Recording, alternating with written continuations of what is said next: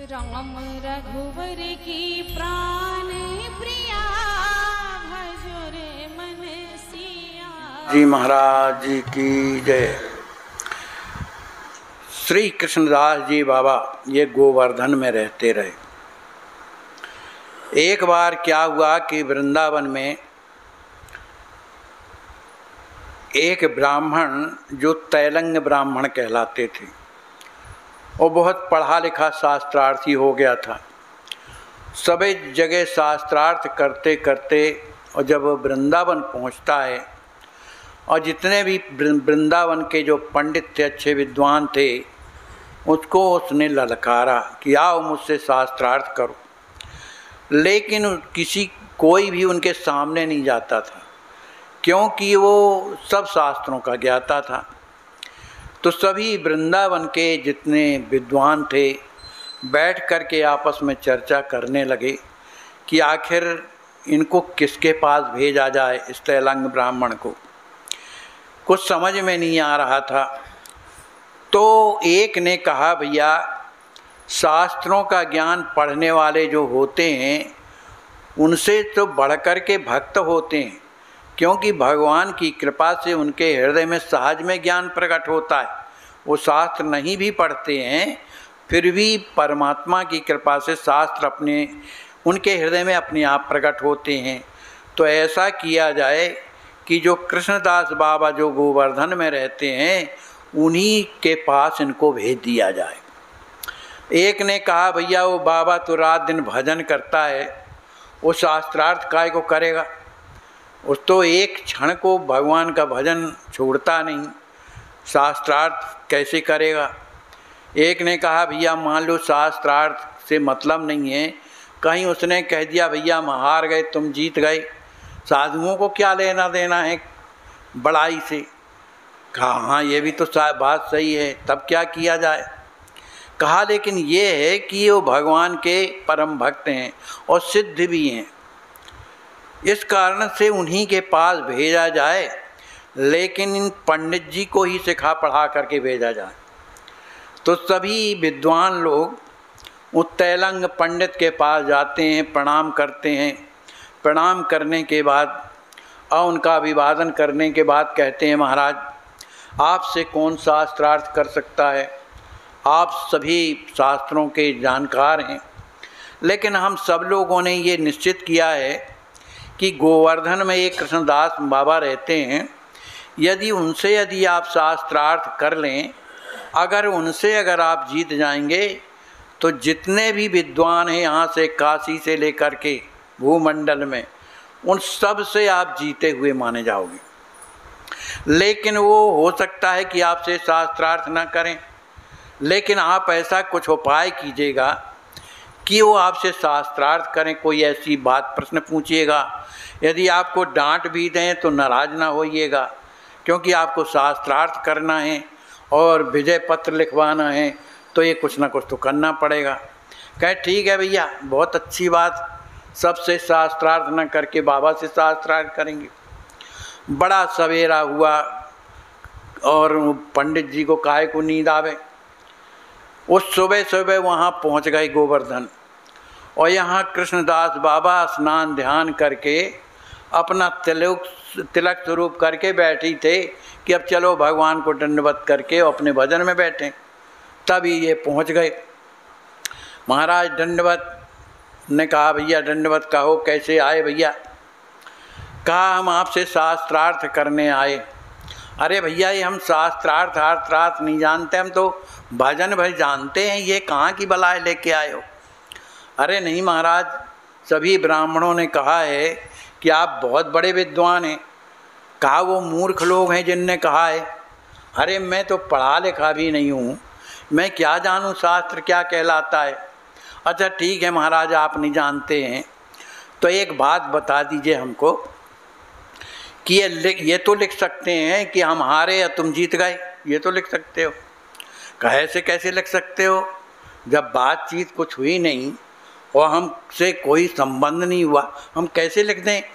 यहाँ तो कौन रहता है, राधा रानी का राज्य, क्या राधा रानी हार जाएंगी क्या। हट मैं नहीं लिखता। अब जब तो फिर बोलो महाराज क्या क्या कहा जाए। कहा तो एक काम करो, सामवेद पढ़े हो? कहा हाँ पढ़ा हूँ। कहा तो एक श्लोक राग से सुनाओ, क्योंकि राग सामवेद में राग रहता है, तो राग के द्वारा कोई भी श्लोक सुनाओ। तो पंडित जी को तो याद था, उन्होंने सुनाया। बाबा ने कहा तुमने जो सुनाया इसमें 3 गलतियां हैं। अब वो तो सोच के रह गया, महाराज 3 गलती हैं? कहाँ 3 गलती हैं? कहा तो वो गलती आप बताओ। कहा तो तुमने जो गाया है ना उसी को मैं गा रहा हूँ, तो मैं किस ढंग से गा रहा हूँ उसमें तुम्हारी गलती मिल जाएगी। अब बाबा तो पढ़ा लिखा तो था नहीं, राधा रानी के बदौलत कभी कोई हारता नहीं है, भगवान का भक्त कभी नहीं आ। कबीरदास जी महाराज को देख लो, कहाँ पढ़े लिखे थे, बड़े बड़े दिग्गजों को हरा देते रहे। तो उन्होंने राधा रानी का स्मरण किया, इस बलाय से राधा रानी टारो और मैं अपना आपका भजन करूं। उन्होंने इतना सुंदर गाया उस सामवेद का श्लोक कि उसके समझ में आ गया कि वास्तव में मुझे ऐसा गाना चाहिए। बस वो तो सरेंडर हो गया, चरणों में गिर गया, महाराज मैं हारा, आप जीत गए। कहा तो अब मुझे क्या करना है? कहा महाराज जो करना हो सो करो। अब मैं कहा तो एक काम करो, हमारी बात मानोगे? कहे हाँ बताइए महाराज। कहे कहाँ के रहने वाले हो? कहा तैलंग देश के हैं।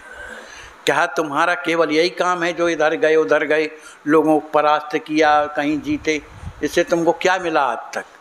उसने दिखाए बहुत से कागज, महाराज इतना मैंने जीता इधर। कहा इन कागजों से क्या हुआ? तेरा अभिमान ही नहीं बढ़ा है।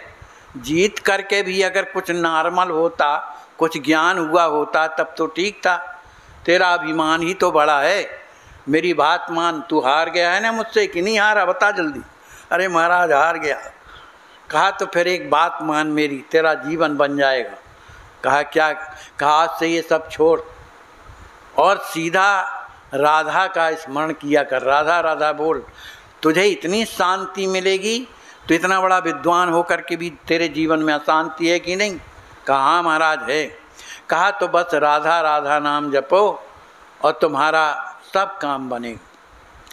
अब वो कहने लगा महाराज आप प्राकृतिक पुरुष नहीं हैं, मुझे तो ये लग रहा है, क्योंकि जितने भी लक्षण मैंने शास्त्रों में पढ़े हैं, जो संसारी लोग होते हैं उनके कुछ लक्षण होते हैं, आप तो अप्राकृत हैं, माने भगवान के भेजे हुए हैं, इसलिए संसार के लोगों से आपका मिलान नहीं हो रहा है। उनने कहा ये तेरे को दिख रहा होगा, हम तो राधा रानी के हैं, इतना जानते हैं, और कोई काम है तेरा? आप कोई काम नहीं महाराज। तो भजन करेगा? हाँ महाराज मैं भजन करूँगा। तो ठीक है जा, तेरा कल्याण होगा। और इसी तरह से करेगा तो नरक जाएगा, क्योंकि दूसरों की आत्मा को दुखाता है। लो भैया, उसकी तो अकल ठिकाने लगा दिया बाबा ने। अब वो काय को आए ब्राह्मणों से मिलने के लिए। अब सीधे वो अपना जा कर के किसी संत से उसने दीक्षा लिया और राधा राधा नाम रटने लगा। अब इधर इनका जो जीवन था राम कृष्णदास जी का, जो पंडित जी कह रहे थे कि आप प्राकृतिक पुरुष नहीं हैं, आप प्राकृतिक हैं, उनका बात सही है। बचपन में ये रहने वाले कहाँ के थे? ये रहने वाले थे, इसमें नहीं लिखा है, माने नारोत्तम दास एक हो गई हैं, उन्हीं के ये वंशज थी।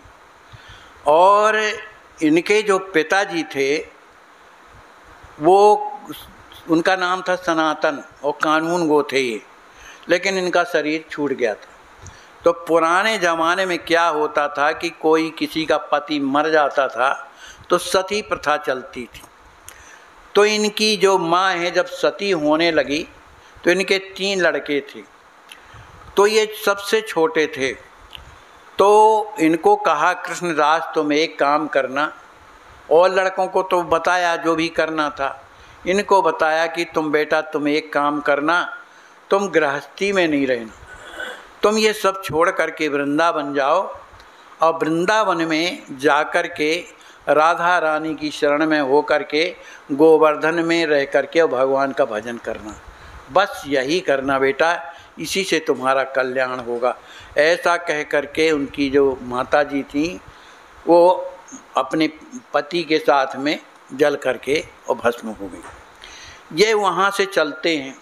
देखो, कथाओं के द्वारा भी हमें बड़ी शिक्षा मिलती। अब देखो, जिसने अपना जीवन परित्याग करके, संसार से अलग हो करके और वृंदावन की ओर जब चलने लगे तो सोचने लगे अब मैं क्या करूं। तो वो जयपुर पहुंचते। तो जयपुर के जो महाराज थे उनका बनवाया हुआ गोविंद जी का मंदिर है और आज भी है। तो उन्होंने उनसे प्रार्थना किया कि मेरी इच्छा थी कि मैं कुछ दिन गोविंद भगवान की सेवा करता, अगर आप चाहें। तो उनका तेजस्वी शरीर देख करके महाराज प्रभावित हो गए। कहा बिल्कुल करो भैया। मन संसार से उन्हें मतलब नहीं था। अब ये वहाँ पर गोविंद जी की सेवा करने लगे। अब वो सेवा किस तरह से करते हैं, उन्हें संसार उनके पास तो है नहीं। रात दिन उन्हीं की सेवा करते थे, बढ़िया भगवान के लिए बाल भोग बनाते थे, राजभोग बनाते थे। इस तरह से करते करते उन्हें 2 साल हो गया। लेकिन इनके जीवन में एक घटना क्या घटती है कि भगवान का शुद्ध भोजन करने के बाद भी इनके हृदय में काम विकार प्रकट होता है। काम विकार, जब काम विकार प्रकट होता है तो इन्हें बड़ा दुख लगता है कि मैं भगवान की सेवा करता हूँ, किसी के हाथ का पाता भी नहीं हूँ, मैं स्वयं सिद्ध करता हूँ और सिद्ध करने के बाद भी और मेरे हृदय में ये जो काम वासना प्रकट हो रही है, इसका कारण क्या हो सकता है। मैं संसार की ओर तो देखता भी नहीं हूँ। अब सोचने लगे किससे पूछूं। अब चूंकि जयपुर में कोई उस तरह के संत तो थे नहीं, उनका मन उनसे पूछने के लिए नहीं हुआ। तो सोचने लगे अब क्या करें। अब किसी ने बताया भैया ये तुम्हारी समस्या का हल वृंदावन में एक गोवर्धन में जय कृष्ण दास रहते हैं, माने कृष्णदास रहते हैं, उनसे जा कर के पूछो। जय कृष्ण दास, जिनकी कथा कल हम आप लोगों ने सुनी, कम्यक वन में रहते रहे, उनके पास जाओ, वो तुम्हारी समस्या का निवारण करेंगे। वे वहाँ से आए और आने के बाद काम्य वन में आते हैं और जय कृष्णदास जी महाराज से मिलते हैं। चरणों में प्रणाम करने के बाद और कहने लगे महाराज मेरी समस्या का निपटारा कीजिए।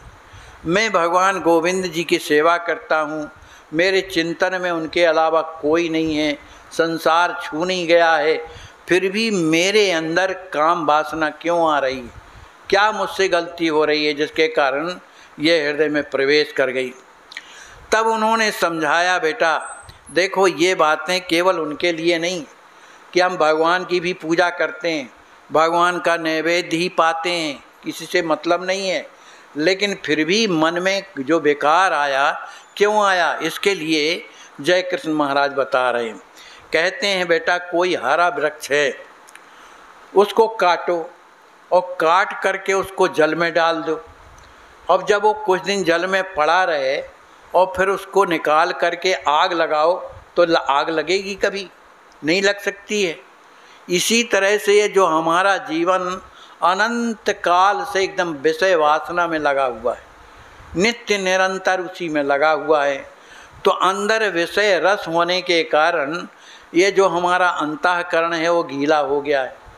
उस गीले होने के कारण अब भक्ति रूपी जो अग्नि हमें प्राप्त हुई है वो तो काम कब करेगी, जब उसमें सुखता आवे। भाई दो चीज़ें तो हो नहीं सकती कि इधर विषय रस भी हो और भगवत रस भी हो, ऐसा कभी संभव नहीं है। तो जब वो सूख जाएगा विषय रस तभी वो भक्ति रस चढ़ता है बेटा। और दूसरी बात उन्होंने समझाया कि तुमने महाप्रभु जो चैतन्य महाप्रभु थे उनका तुमने वाक्य नहीं सुना है, सुना होगा क्योंकि तुम बंगाल के हो तो तुम तो जानते ही होगे। उन्होंने ये कहा था कि एक उनके जीवन में एक रघुनाथ दास जी महाराज थे, रघुनाथ दास जी, और उनकी सेवा में नित्य निरंतर महाप्रभु के रहते थे। उस समय महाप्रभु जगन्नाथपुरी में रहते थे और वो भगवान का ही प्रसाद पाया करते थे, गौरांग महाप्रभु। तो ये रोज़ाना बाज़ार से खरीद करके, क्योंकि बाज़ार में वही जगन्नाथ का प्रसाद मिलता है, उसी को खरीद करके और जगन्नाथ भगवान का प्रसाद और रोज़ाना महाप्रभु को पवाया करते थे।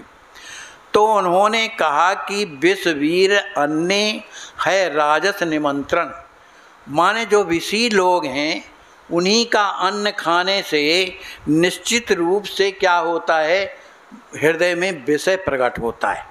भले वो भगवान का प्रसाद है तो क्या हुआ, तो ये तुम रोजाना का जो खरीद के लाते हो तो मेरा तो कुछ नहीं होगा, लेकिन ये तुम्हें बिगाड़ के रख देगा। महाचैतन्य प्रभु ने रघुनाथ दास जी से कहा, तुम विरक्त महात्मा हो, इसलिए रोजाना मत खरीदा करो ये। अब उन्होंने कहा कि जब महाप्रभु ने ये कह दिया अब क्या करें। तो जो मंदिर में बासी भोजन बच जाता था और दूसरे दिन पुजारी लोग उसे रोड के किनारे फेंक देते थे, जिससे गाय वगैरह पा लेती थी, सुअर पा लेते थे। ये उसी में से कुछ दाने निकाल करके माने रघुनाथ दास जी महाराज धो करके थोड़ा सा नमक डाल करके और स्वयं पाते थे, क्योंकि महाप्रभु के योग्य नहीं था, सड़ा गला रहता था। तो जब महाप्रभु ने इनकी स्थिति को देखा तो एक दिन पाने को बैठे ही थे, जो सही सही चावल मिलते थे उनको निकाल लेते थे सड़े गले में से, जो रोड के किनारे फेंक दिए जाते थे पुजारियों के द्वारा। तो उसको धो कर के जैसे ही पाना चाहते थे, उसी समय महाप्रभु पीछे से पहुंच गए और हाथ पकड़ लिया। अरे इतना सुंदर स्वादिष्ट भोजन तुझे जगन्नाथ भगवान का मिला, अकेले खाएगा, ला मैं भी खाऊंगा। उन्होंने एक चुटकी ले लिया और मुंह में डाल लिया। मतलब ये है कि वो अन्न विषय अन्न ना कहलाया, उसको भगवान का प्रसाद बाहर फेंक दिया, जैसे सुअर खा रहे हैं, गाय खा रही हैं। ऐसे अन्न पाने का दोष नहीं होता है।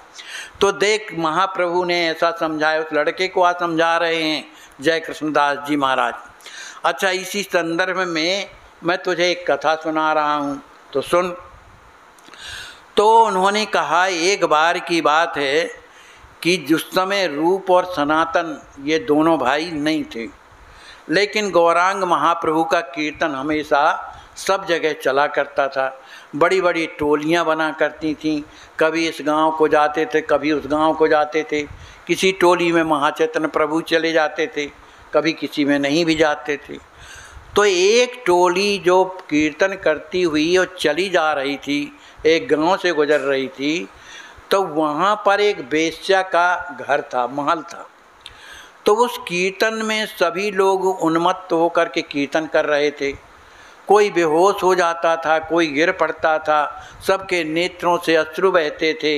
इस स्थिति को जब वेश्या ने ऊपर से देखा तो उसके हृदय में वैराग प्रकट हो गया।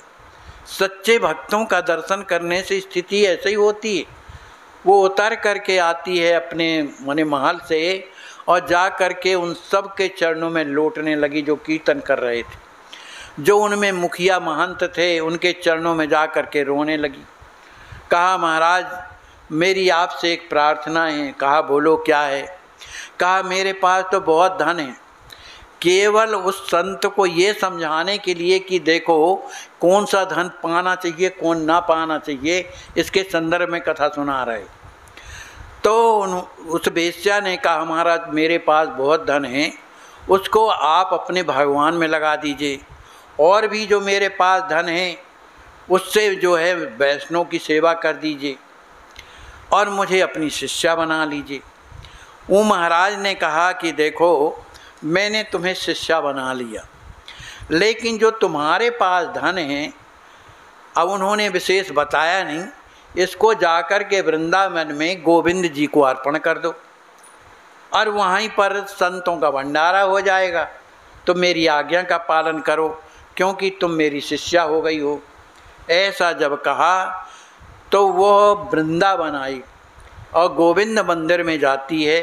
गोविंद मंदिर में जा कर के बहुत से आभूषण लिए थी और भी लिए थी धन दौलत। जा कर के पुजारी जी से कहती है कि मैं वेश्या हूँ और ये जो धन है मेरा भगवान की सेवा में लगा दीजिए। एक संत ने ऐसा कहा। पुजारी ने तत्काल मना कर दिया, ऐसे लोगों का धन हमारे भगवान के उपयोग में नहीं आता है, और फिर तुम तो वेश्या हो, तुम्हारा तो और किसी काम का नहीं।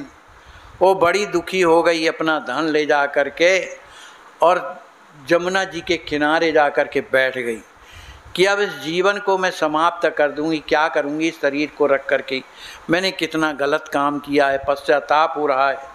रात दिन रोती रही। तीसरा दिन जब लगा, रात्रि आई, तब गोविंद जी से रहा न गया। उन्होंने पुजारी को डांटा कि वो बेचारी आई तुम्हारे पास तो दे ही तो रही थी और कुछ थोड़ी करना चाहती थी, तो तुम जाओ, इसी समय पर वो बैठी हुई है अपने प्राण त्यागने के लिए, इसलिए तुम जा कर के उसे बुला कर के लाओ और कल सवेरे का जो श्रृंगार है तुम नहीं करोगे, वही करेगी। इस तरह से गोविंद जी ने कहा। अब पुजारी जी रात ही को जाते हैं, जा कर के और प्रणाम करते हैं। कहा बहन तुम स्नान करो और चल कर गोविंद जी को जो देना हो तो दे दो और उनका श्रृंगार भी करना है। इस बात को सुन कर के वो तो 3 दिन से भूखी थी और मरना ही चाहती थी। उसने कहा तुम सही कह रहे हो पुजारी होना, तुम तो मना कर रहे थे। कहा ये गोविंद जी की आज्ञा है, उन्होंने मुझे स्वप्न में कहा है। वो वेश्या बड़ी प्रसन्न होती है। वहाँ जमुना जी में उसने स्नान किया। स्नान करने के बाद आती है, चरणों में प्रणाम करती है और फिर वेश्या जैसे श्रृंगार करना कौन जानता। इतना सुंदर गोविंद जी का श्रृंगार उसने किया, अपने ही जो आभूषण ले गई थी उसी से बढ़िया श्रृंगार किया। श्रृंगार करने के बाद और फिर जब भंडारा हुआ तो जितने भी वहाँ पर ब्राह्मण थे, सदाचारी ब्राह्मण जो भजन करते थे, उन सब का भंडारा हुआ।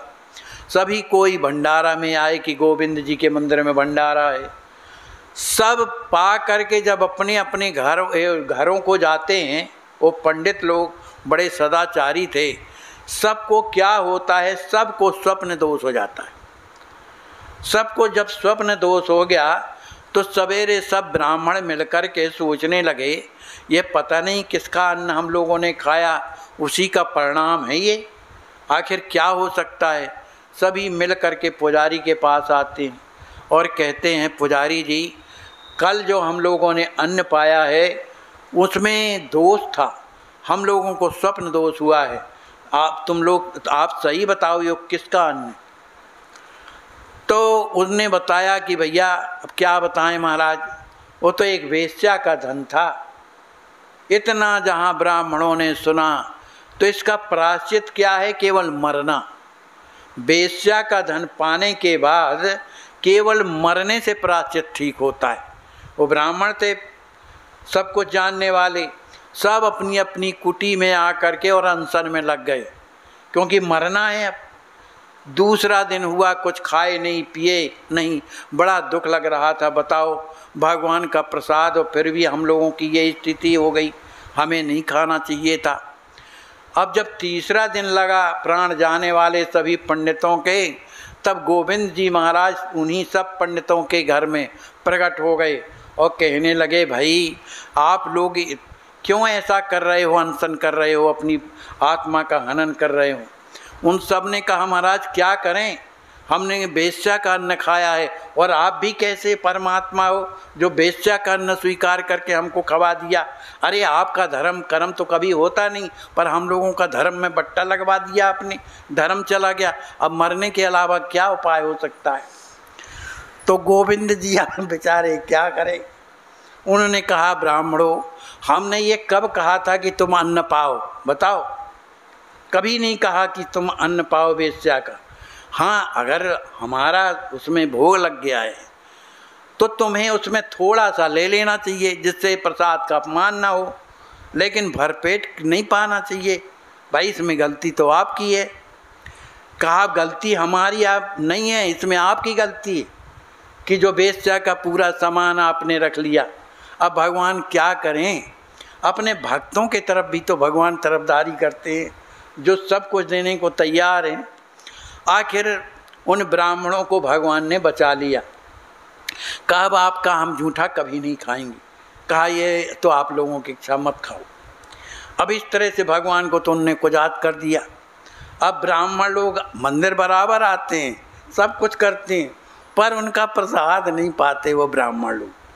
अपने जा कर के और सिद्ध करते हो पाते हैं।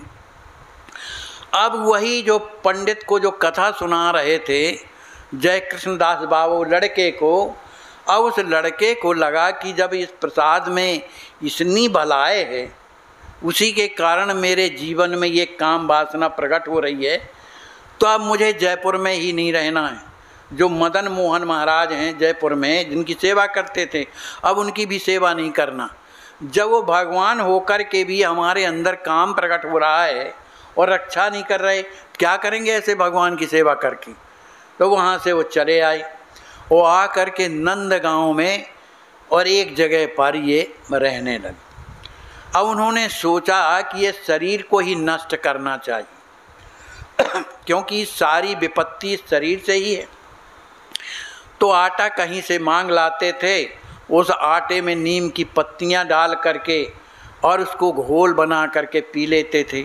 अब कैसे गले में जाए क्या है, लेकिन उन्हें कोई मतलब नहीं। उससे क्या हुआ कि धीरे धीरे उनकी शक्ति क्षीण होने लगी। जब शक्ति क्षीण होने लगी तो उनकी आंखें चली गईं। फिर इसके बाद उन बगल में एक कुंड था, उसमें स्नान करते थे, लेकिन जब शक्ति न रही तो कुंड में भी जाना बंद कर दिया उन्होंने। वहीं बैठे अपना राधा जी का नाम स्मरण करते रहते थे। लेकिन ये 2-3 दिन तक जब उन्होंने कुछ खाया पिया नहीं, क्योंकि शक्ति नहीं है इसलिए, तब राधा रानी ने कहा अपनी सखी ललता जी से, अरे ललते बताओ, अपने यहाँ और एक साधु वह भूखा मर रहा है, उसकी आंखें चली गई, उसकी शक्ति चली गई, बोलो दोष किसको लगेगा? हमें लगेगा ना। इसलिए लो ये थाल ले जा करके और उस बाबा को पवा करके आओ। तो राधा रानी की आज्ञा मान करके ललिता जी जाती हैं और वो थाल ले जा करके बाबा को देती हैं। दिखाई तो दे नहीं रहा था। बाबा ये अन्न जो है मेरी स्वामिनी ने भेजा है, इसको तुम पालो। उन्होंने विशेष बात नहीं किया। उन्होंने जब प्रसाद पाया, 2-3 दिन के 4 दिन के भूखे थे, तो उनके अंदर शक्ति आई। जब कुछ शक्ति आई तो ललिता जी ने कहा बाबा तुम जा कर के मधुकरी क्यों नहीं मांगा करते हो? कहा लाली हमको दिखाई नहीं देता, हम कैसे जा सकते हैं? कहा मान लो तुम्हें दिखाई देने लगे तो जाओगे? कहा हाँ जरूर जाऊंगा। तो ललिता जी ने कहा कि मेरी मैया ने एक अंजन दिया है तुम्हारे लिए, वो कह रही थी कि बाबा की आंखों में लगा देना। तो दिखाओ, मैं अंजन लगाई देती हूँ। तो एक आँख में जैसी अंजन लगाया, दूसरी में जैसे ही स्पर्श किया, बाबा की जोत आ गई। और जब बाबा की जोत आ गई, दिखाई देने लगा, तो उस लाली का भी पता नहीं, ना वो थाली का पता कौन क्या। अब तो बड़े दुखी हो गए कि लगता है कि राधा रानी की कृपा हुई है। इस तरह सोच करके वो बाबा बड़े दुखी हो करके और राधा रानी से प्रार्थना कर रहे हैं। जब रात्रि का समय हुआ, अब वो भी अनशन करने लगे कि बताओ मिली तो, लेकिन ठीक से मैं उनसे बात न कर पाया। तब राधा रानी रात्रि में प्रकट होकर के उन्हें दर्शन देती हैं। कहती हैं बाबा तुम भूखे थे ना, बताओ तुम भूखे रहते हो, मैं कैसे देख सकती हूँ? अब तुम्हारे जो आँखों में जो प्रकाश आ गया है, मेरी ललता ने जा कर के तुम्हें ठीक किया है। अब इस तरह का कभी मत करना। अब एक काम करो, अब तुम नंदगांव में ना रह करके सीधे गोवर्धन में रहो और गोवर्धन में रह करके वहाँ भजन करना, और मैं खुद तुम्हें आकर के वहाँ दर्शन दूंगी। ऐसा कह करके राधा रानी अंतर्ध्यान होती है। अब इसके आगे की कथा क्या है, कल हम आप लोग श्रवण करें। बोलिए श्री सीताराम जी महाराज की जय। हाँ ज़्यादा नहीं लगेगा, हाथ कटने के बाद तो दवा भी रोक चलेगा। फिर चलिए उसके बाद तो डॉक्टर ने कहा है कि कैंसर आपका जान बच जाएगी, हैं? आगे नहीं बढ़ा है, हैं? चलो ठीक है, भगवान करें आपका मंगल हो, आप जल्दी स्वस्थ हो जाएं।